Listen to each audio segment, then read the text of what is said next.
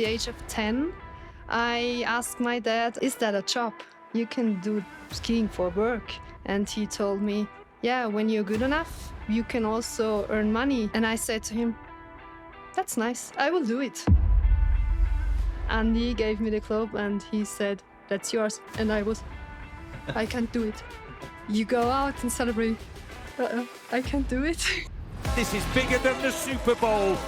Our guest today is the embodiment of power and precision, a skier who represents the very heart of Austria's speed tradition, a grounded spirit and the determination of a true champion. This is Conny Hütter.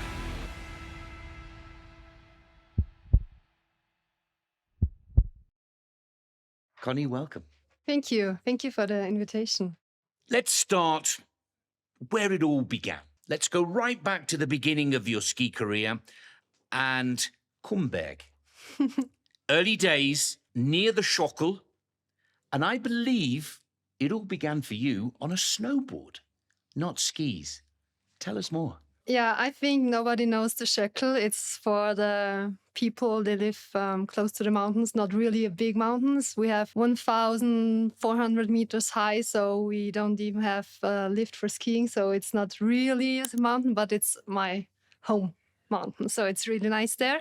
I started with skiing when I was 2 years old, but then it was the time where snowboarding was really famous and nice, so I have to do it. And yeah, I started with snowboarding, but once I'm not in the area where the snow is, so we have to go to ski holidays. And once in that weekend on holiday, I have to go with my skis. The other day I was all the time with my snowboard, so I was not that common ski racer. And people have pointed out that you made that switch from wanting to be a snowboarder to a ski racer. Was there a business connection there?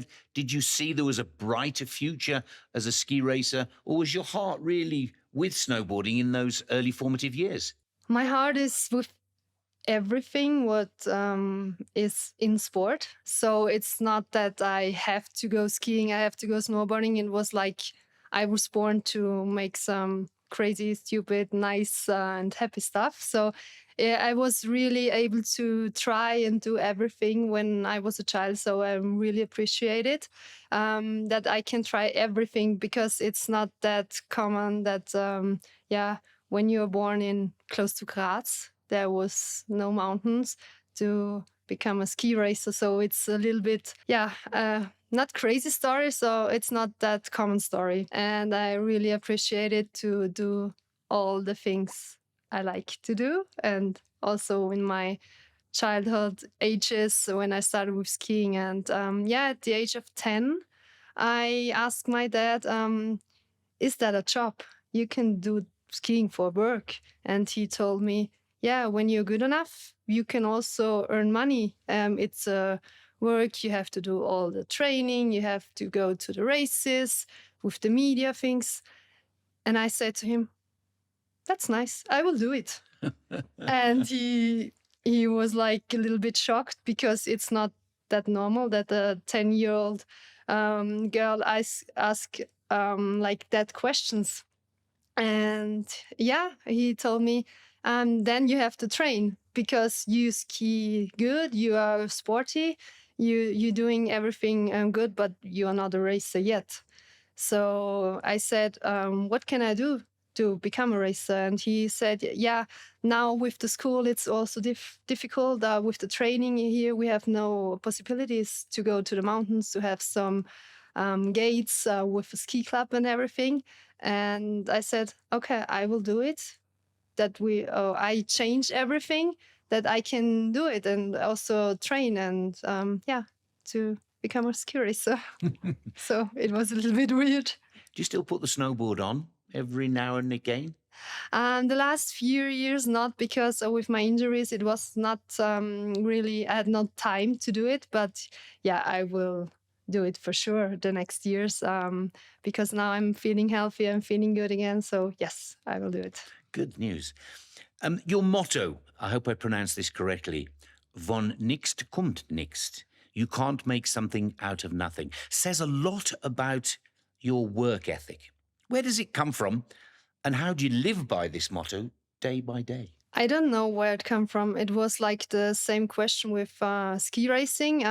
Then the media also started with 12. Oh, a girl, she wants to become a ski racer. She's from Graz. It's not possible. We make an article out of her. And they asked me, what's your motto? And I said, I don't know. I don't have a motto.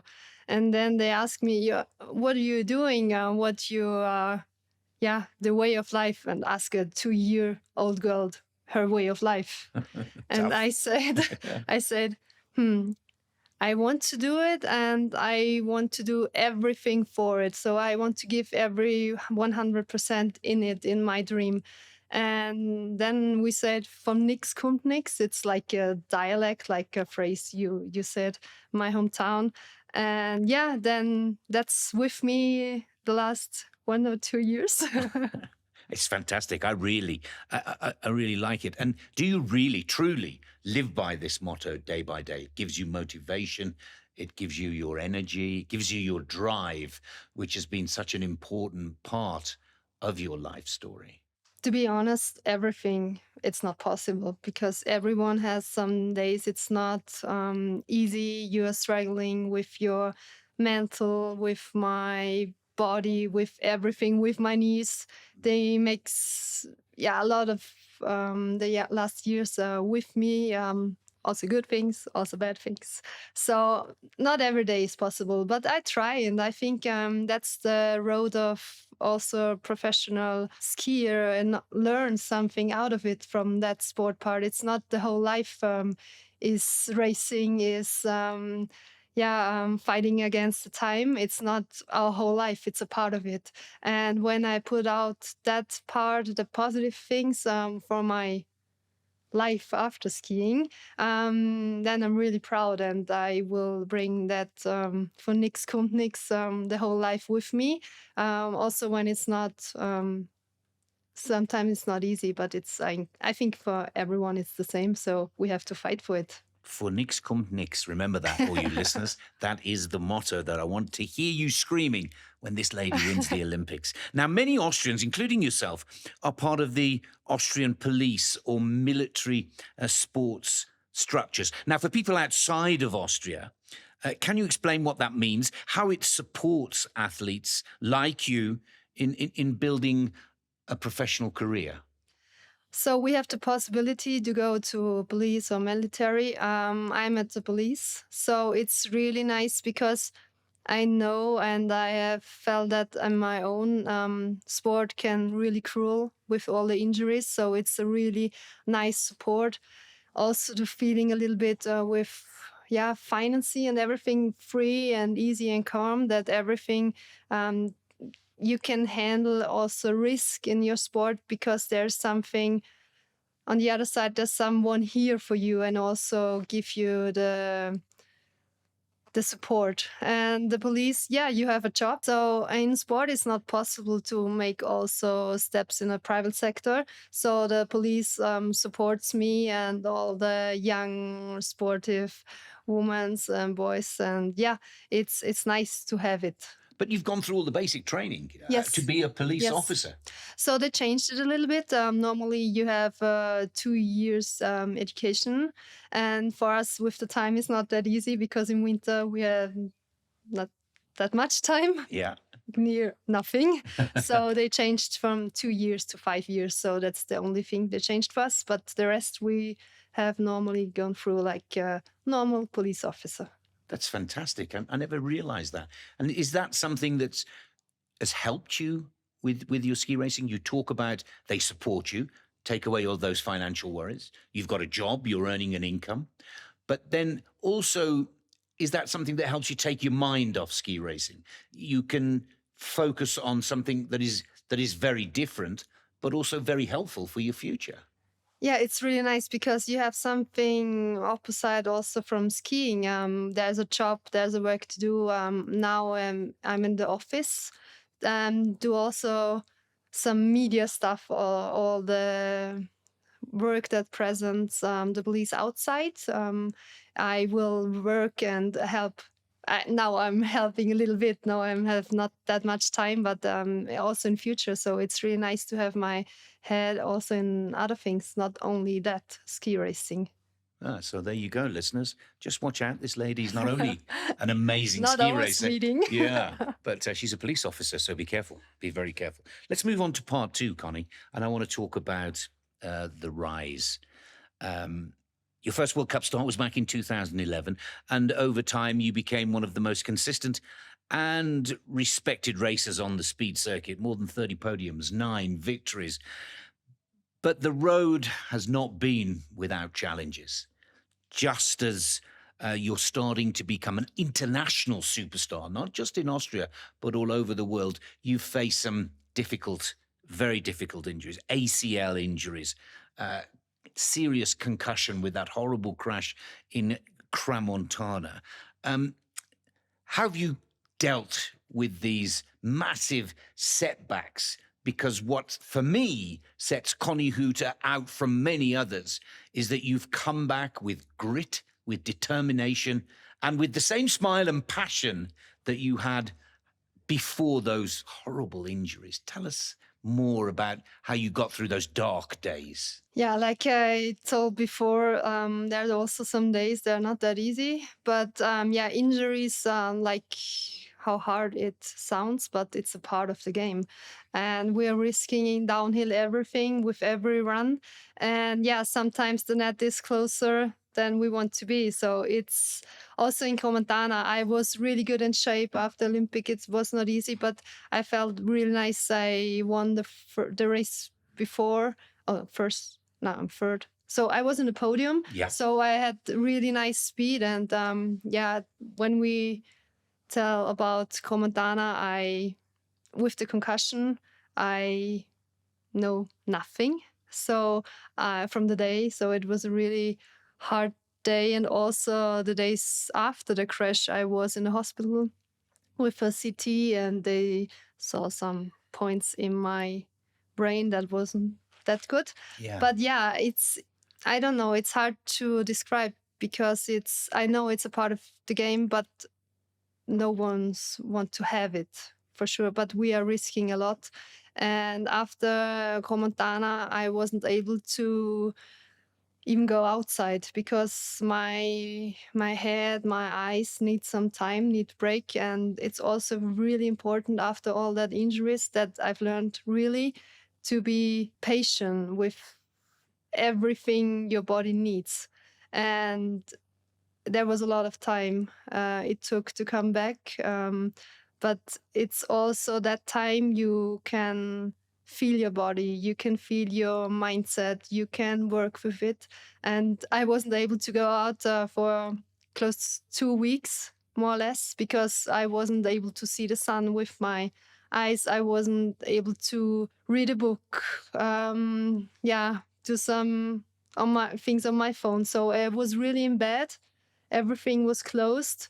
It was 2 long weeks, but it was that time, it was really to take one step back, but also to go inside a lot of steps forward. Nobody can see, only me, that I really feel it. And it's, with all that injuries, the last years, I felt it's not easy, but it's also growing in me, a part that I've never seen before the injury. So to see the good things, it's like from a person, from my character and everything, it's growing. But for my body with my knees, it's not that good. Well, absolutely. I mean, I think you've summed it up beautifully there, Conny. It's patience, because those ACL injuries, you were starting to score podiums. You'd had your first victory in Lake Louise in 2018. ACL. Yeah, after the comeback. The first race. Then we're starting to get you back. Come back 2019. You're on the podium again in Lake Louise. 21, ACL. And patience, I think, is a beautiful word to use. but I would say you must have a hell of a lot of patience. I learned it. You've learned it. Yeah. And then with the concussion, and what is so impressive is that you come back every time and you're very quickly back on the podium, back with this fearless, skillful skiing style that you demonstrate. Were there ever days when you thought, this is too much? I can't take any more of this. Or was it always the game plan to come back and fight to be where you were before that injury? That thing I promised to myself from the first day I was injured with the injury. I will come back when I'm 100% at the start gate. That makes no sense. I will ski how I want to ski, and also with the mindset. With the risk, I handled a little bit better the last years. Maybe that's also a thing I've learned. But I had also days where I felt really bad. For example, one day in Lake Louise. Lake Louise is one of my favorite races. Yeah, it'll Sorry. be back. Yeah, I hope so. No, but there were always 3 races, and it was the season after Comontana. And I had some days, also the training Copa, when it gets really cold, I had some problems with my eyes. So I was not possible to focus everything. And also one of these days was the day at Lake Louise, the second race day.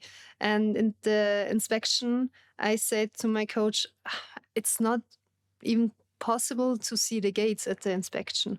So I was really dizzy. And he said to me, now you have some time. Maybe at the start it's gonna be good. You will see.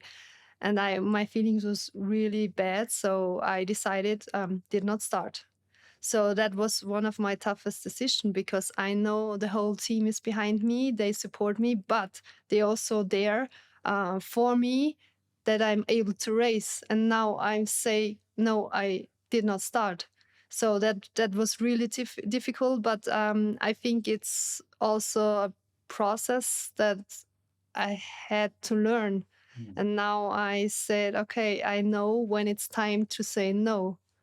And after that weekend, also the Super G on Sunday, I was also again on the podium. So I was podium, did not start podium. It showed me it's also sometimes it's really good and important to say no, because I'm the person 6 months I'm not possible to ski. I am the person have my pain on my knee and everything. So yeah, it's everything about learning, I think. It's very good words. And what was so cool about that weekend was that second position in the Super G. Because it's not easy being an Austrian ski racer. You're like soccer players in England. If they say, I'm not going to take the penalty for the goal and the win, the newspapers go crazy. And I remember that weekend when you decided not to race in Lake Louise, Austrian press weren't very happy. They weren't very kind in some instances. How do you deal with that? Because they love you when you win. They adore you when you bring the globe home. But when you take a decision based on the facts that you've just been describing, they can be very cruel. Yeah, but they were also okay and nice, I will say. But the most important thing for me was the team, and with my technician and everyone told me that's a good decision. That's the best for you. And you said it's not, I will say just for fun. I don't want to race there. It was really a reason, and the reason was bigger than, a good result or everything. So, yeah, it's not always easy to deal also with the comments or social media. It's also a part. Everyone think he knows you, but no one knows you really. So because it's really a small border to be that person. You are on start gate, but also be the person at home, and that's me and that's my life, and that's not. Conny Hütter is going down really fast the downhill track. It's Cornelia. She is also there, and she's also there with her feelings. And I think I know I'm that person, but also here, as a left and right, but also together. So to bring not every emotion you get from outside home. It's Great words. That's the best, I think. Yeah, I love the way you ended that story, because all of a sudden deciding on the race day, I'm not going to go today. I'm not going to go on the second day. And then to podium in the Super G on day 3 is just Conny Hütter. Yeah, that was nice. And it's, so after that racing week, I felt so you have to trust your heart and also your stomach. Also in that 23 season, you went on to claim a podium in an Italian ski resort called Cortina d'Ampezzo. And you got back to your winning ways in Kvitfjell. So then we move on to a season that I loved following, 2024.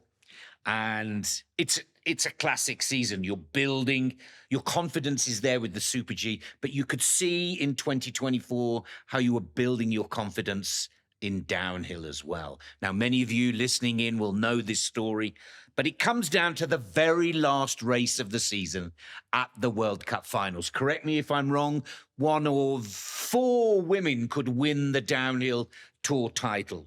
The Austrian fans, again, they're like soccer supporters in England. They want this lady to do the business. And if she doesn't, it's a tough walk to the car park. But it's a fairy tale story.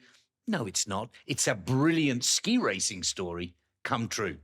Tell us about that last race of the season that delivered Austria the downhill globe. It's really hard to find the right story because it was so much things around the slope, because I was dreaming 2 days before that I can hold the globe, and I was fighting in Super G, and it was a really nice fight. I said to me, okay, it's not possible because I had a lot of mistakes, but till there I was skiing really nice, and I congrats also the Swiss team, the coaches and everyone, and said to them, congrats for the Super G Globe and for the downhill globe, but next year we'll fight again for the downhill. And for me, it was done. It was thank you, and it was a nice season.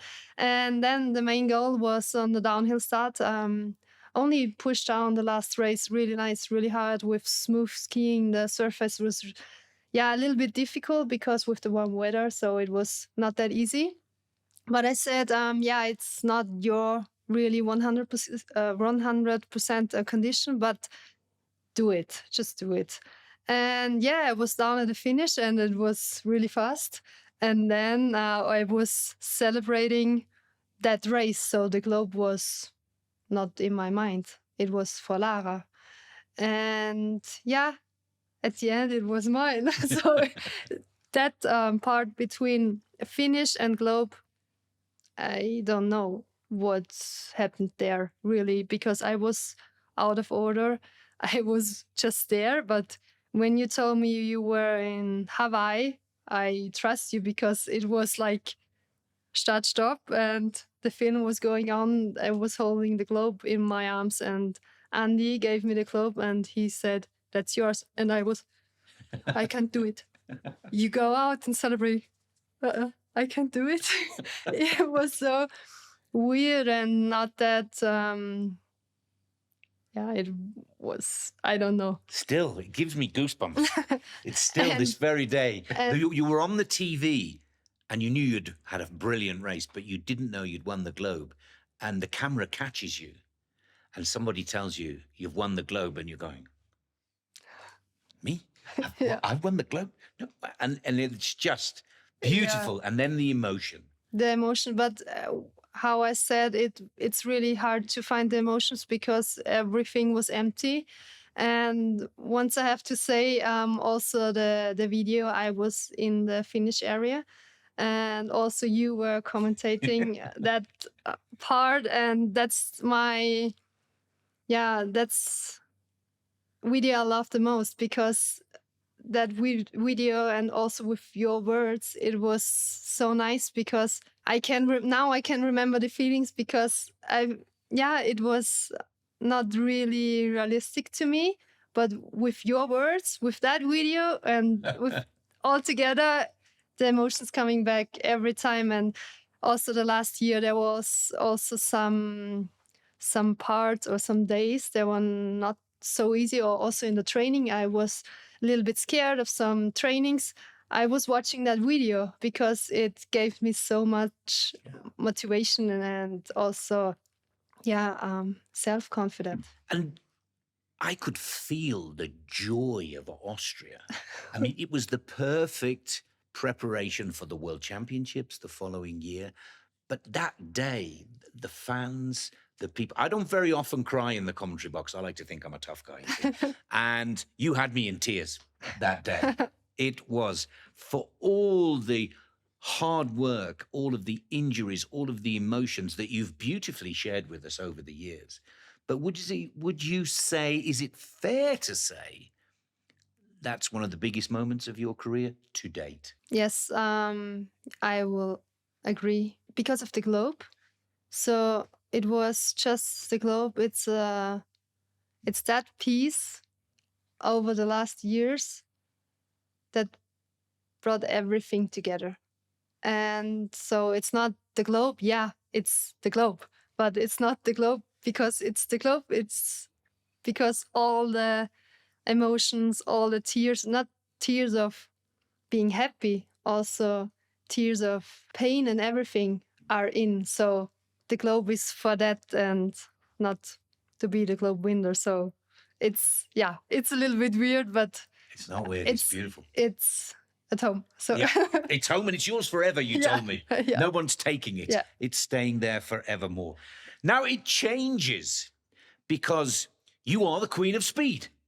You have won the Crystal Globe in 2024, going into the 2025 season, and now you are being hunted. You are no longer the hunter. They want to beat you. And what do you do as the defending champion?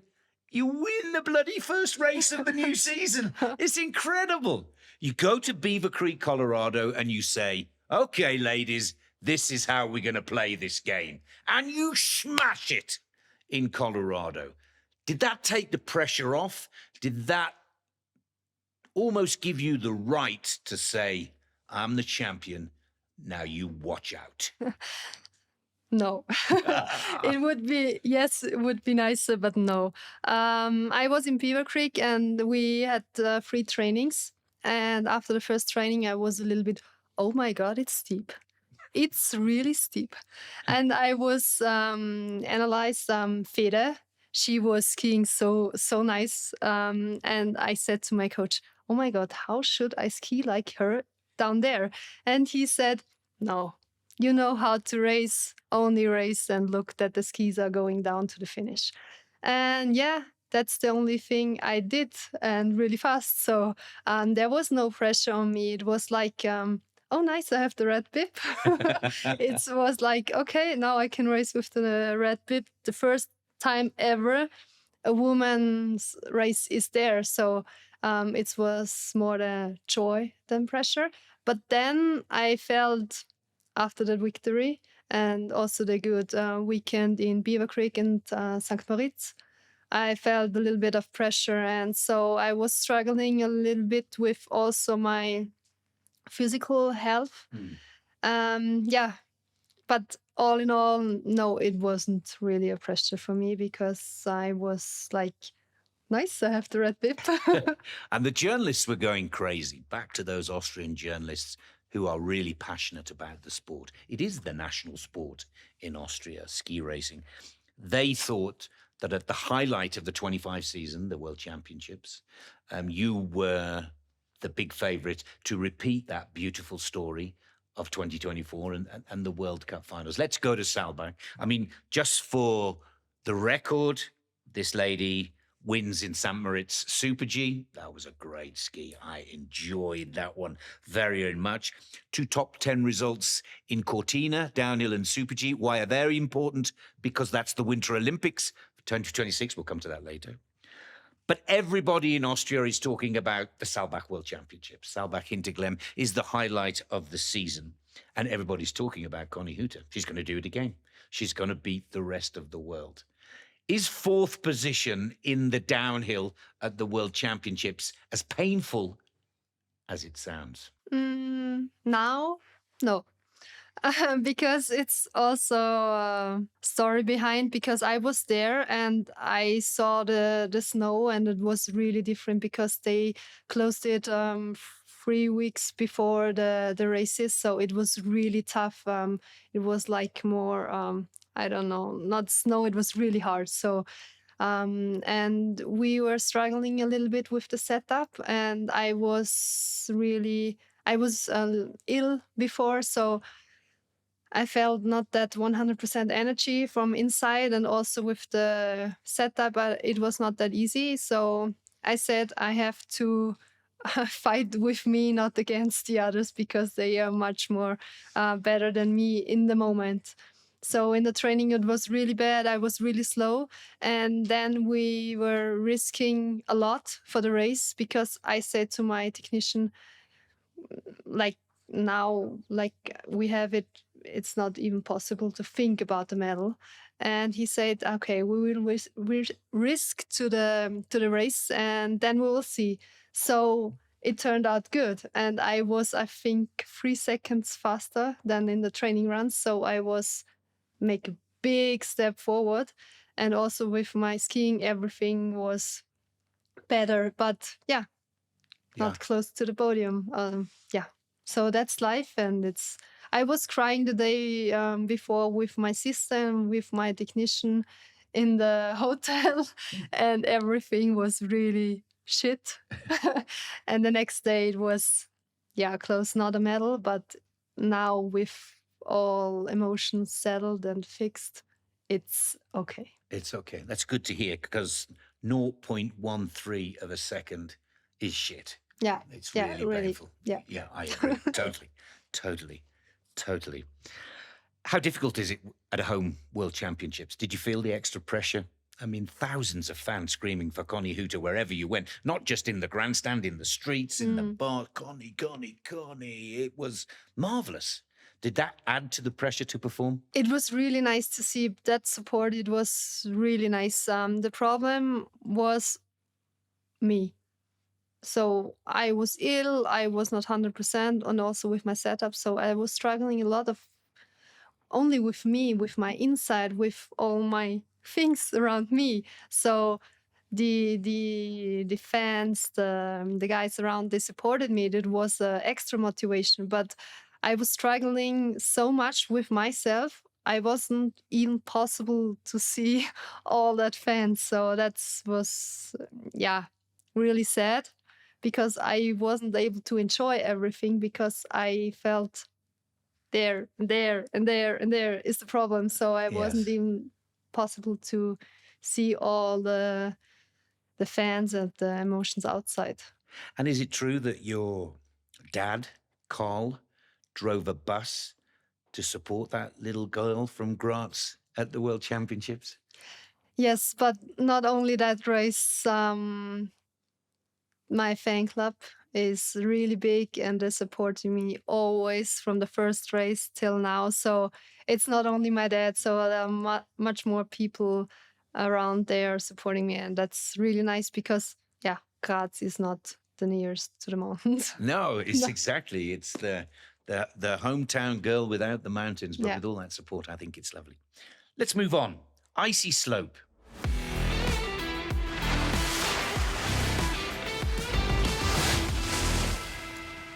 We've asked a friend of yours to ask you, Conny, a couple of questions. You know who this lady is? For sure, Miriam.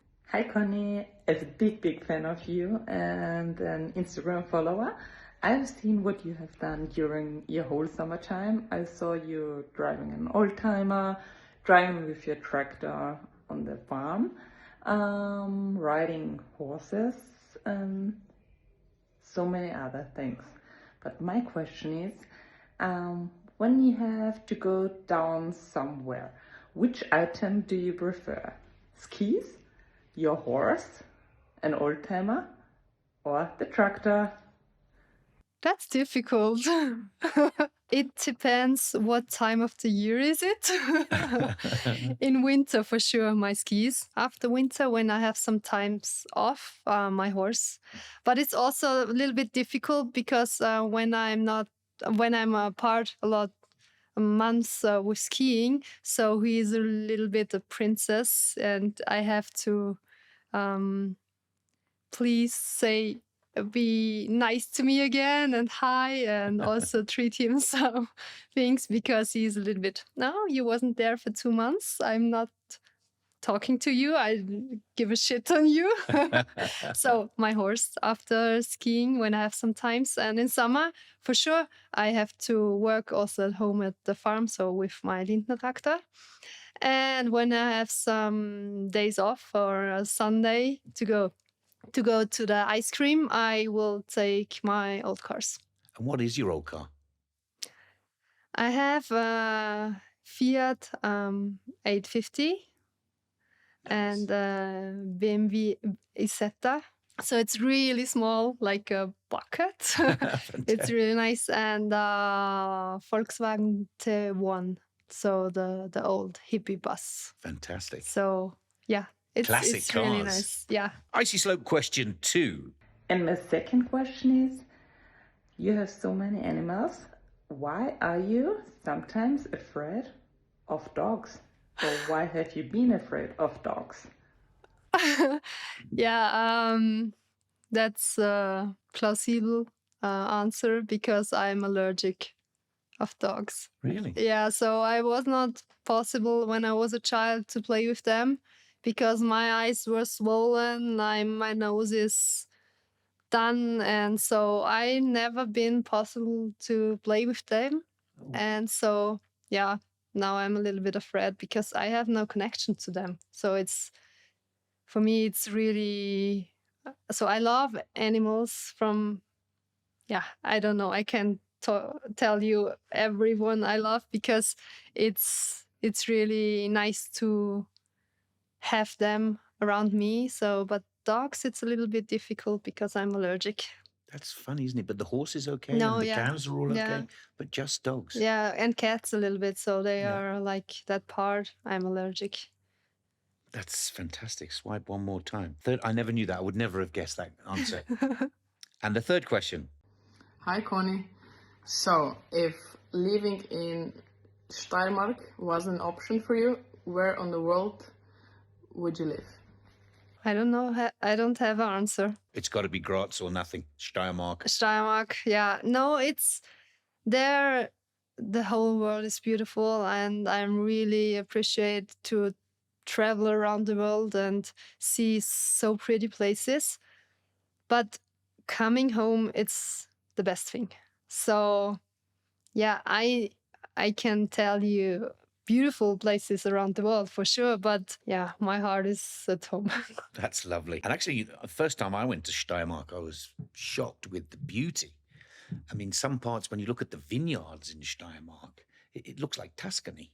It's gorgeous. Yeah. So I can see where your heart is.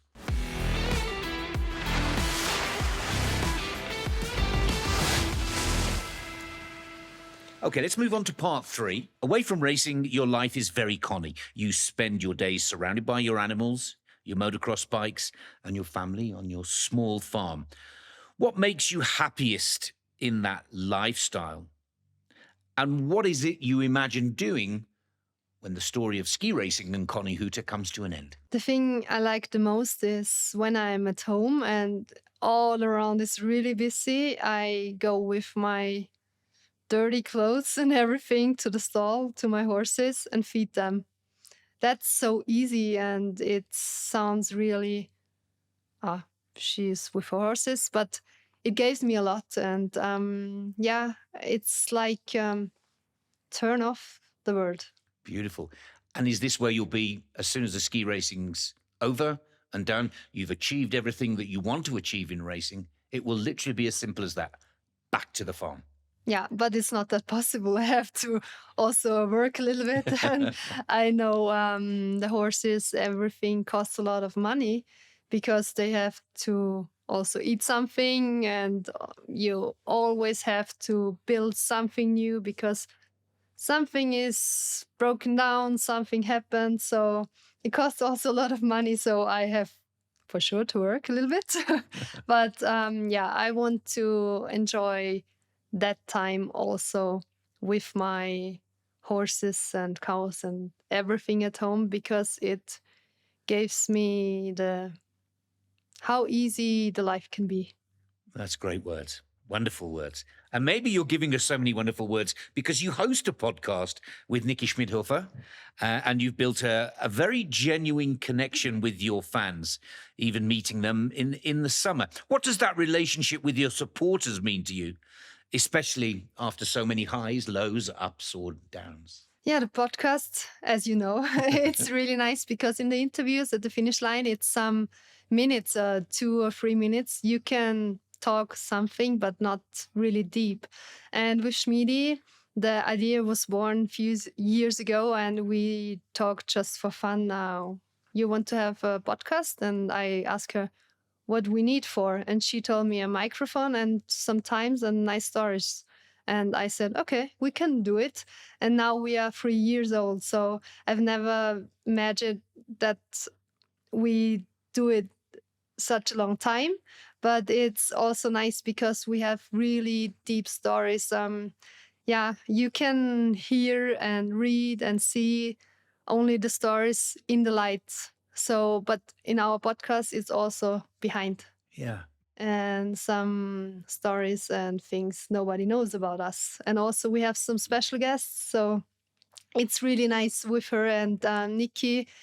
Okay, I was racing against her, but after the years, we are really good friends. And she helped me a lot with some decisions, also with her injury. I hope I can help her a lot. And I was there for her.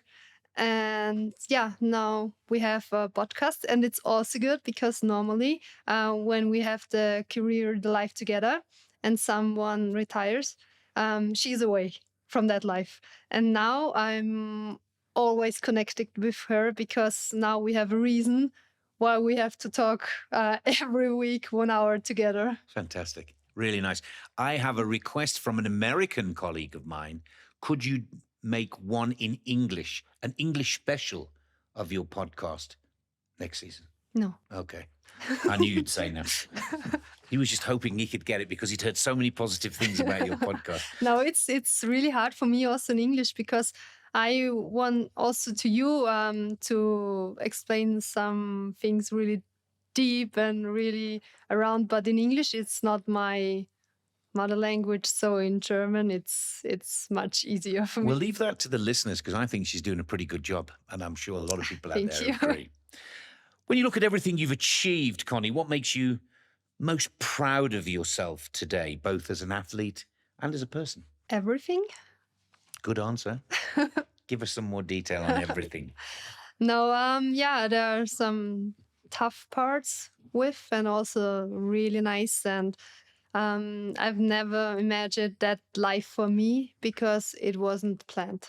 It will come everything like it has to be. And I think that's the best thing because sometimes I try to make everything really organization, planning, everything with structure. The life and this part where I'm right now is giving me some extra, always positive and also negative, and to handle with that things and also be able to fix everything together. Not always perfect, but fixed together. It's really nice, and I'm proud of it. Yeah, that's wonderful words. And that leads me on to this next question, really. You know, Austria has this unique relationship with downhill skiing. It's almost like a national religion. And you're highly recognized, constantly in the spotlight, but you've managed to stay private and grounded. How do you protect your personal space, especially now more and more people want a piece of Conny Hütter, want to be part of this story? And as you were explaining to her earlier, every now and again we see a photo of your Italian boyfriend who pops up.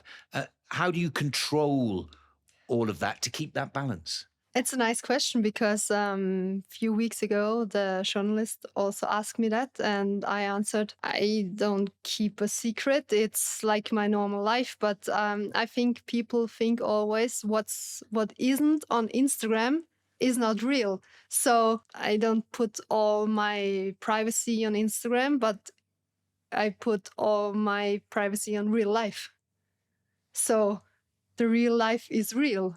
So they ask me, oh, he's not on Instagram. Your privacy. You want to have your secret. That's not true. When we are going out for dinner, or I don't know, in the cinema or out for training together, and someone asks me who is he, I tell everyone who is he because he's my boyfriend. I love him the most, but that's the real life. Yeah. And not why he's not on Instagram. It's not real. That's a very good answer. Very good answer. You don't need to be a celebrity when you are one. You don't need to play the game, do you, really? I know boyfriend things and love story things click the most. Yeah. It's I see. But yeah, I think it's not that important because I know how it is. And most situations, or the beautiful situations I have, I don't have my phone with me. That's the reason why. Maybe he's not that often on Instagram. Good. Keep your phone in your pocket. I totally agree. I want to wrap up before we have a bit of fun at the end. This little farmer's girl from Graz is going to be one of the big favourites at the Winter Olympic Games this season. And you've got some very good form on the Olympic track in Cortina d'Ampezzo. Would this be the perfect story for the cows, for the horses, for the tractors, for the classic cars, for this very honest and wonderful story? Is the Olympic gold part of the dream? And do you believe this dream can become reality? Your question was so long, but my horse and my cows don't even give a shit on the gold medal. It changed nothing for them, but for me. And it's a really big goal for sure, and it's really nice. But I've seen 3 Olympics, and it was like so much input with me because the Olympics are the Olympics. You can talk, the Olympics are just here, it's a race, but they are the Olympics. And yes, it's a big part of my life, of my career, but I have seen it 3 times and it was too much for me. And maybe I will try it a little bit different. It's more like home, and Italy, it's my second home. So yeah, we will see what happened. But the most important thing is not to look a lot around in Cortina because it's so beautiful with the Dolomites, to be focused on the track. Yeah. And that racetrack is not easy. No. It's got a little bit of everything. And there's been some awful crashes there in World Cup seasons gone by. But you've had some good results there. And what I see as I study you, you've always been consistent there. So many races you've been in the top 10. You know the track likes you. You ask him? I've asked her. I think it's a her. I think it's better it's a her. The track has been good to you. You must be feeling quite positive, maybe even confident heading into the Winter Games this time round? I try. And the only thing I can do is also be in shape before. So it's just, for me, 2 races, downhill and Super G, and also the combined 3 races. But before we have also the World Cup, it's also points, globes and everything. So the best thing I can do for me is to be in shape till there, the best from the beginning of the season till the end. And then it's also a race. It's an important race. I like Cortina, I like Italy. So I hope to be there and to be there with good confidence. But it's, a little bit time till there. So first I have to prepare myself and everything to be good there. How important is it to win a couple of World Cup races before the Games? I think it's important because then I know I'm fast. Simple question, simple answer. Absolutely.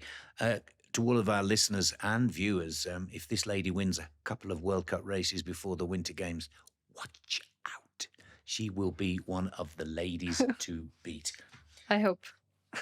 I know. Rapid fire.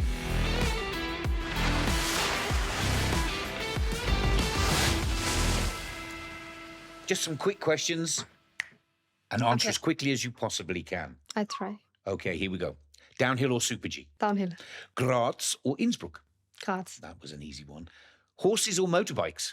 Horses. Mountains or sea? Mountains.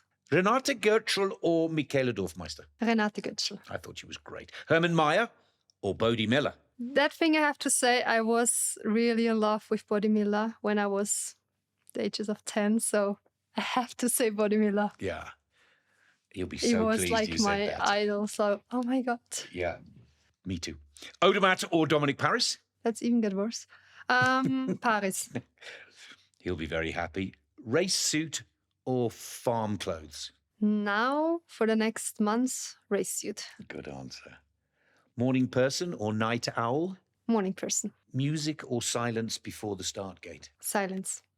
I've never listened to music. Cortina or Saalbach? Cortina. One word to describe Conny Hütter. Sturschädel. Sturschädel. What does that mean? I always want to go with my head through the wall. Got it, I understand. Favorite animal on the farm? My horse. Teammate you'd share a room with anytime? Now I share the room with Miriam, and it's really nice. That's good to hear. Favorite singer? I'm really bad with music things. Do you want to have a go? I pass. Song on your last chairlift ride of the season? The song that you would listen to on your last music We're song? talking always. It's not time for music. Okay, I love it. La Folie Douce or the Crazy Kangaroo? What was the first one? Folie Douce. Crazy Kangaroo. Crazy Kangaroo. For all of our listeners, Folie Douce is, well, there's quite a few of them now, but there's one in Courchevel that was quite popular. Maribel. And Crazy Kangaroo is St. Anton. My advice to all of our listeners and viewers, try them both. Very good. It's really nice. The most meaningful win of your career so far? I would say Saalbach.